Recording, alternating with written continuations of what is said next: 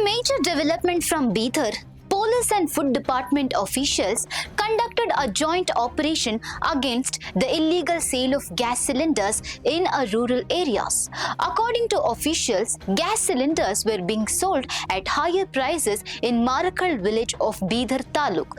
During the raid, authorities seized a total of 48 cylinders, including 41 empty cylinders and 7 filled cylinders.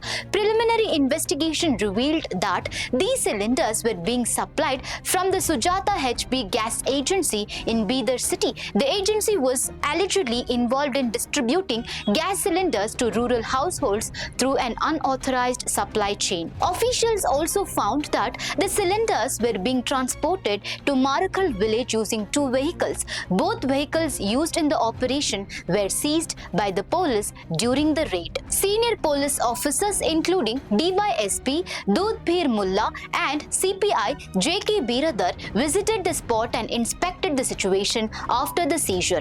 Following the operation, a case has been registered at Janawada Police Station and further investigation is underway. Reported by Kalmesh Mandiyal. For more such updates, stay tuned to Daily Salar Digital.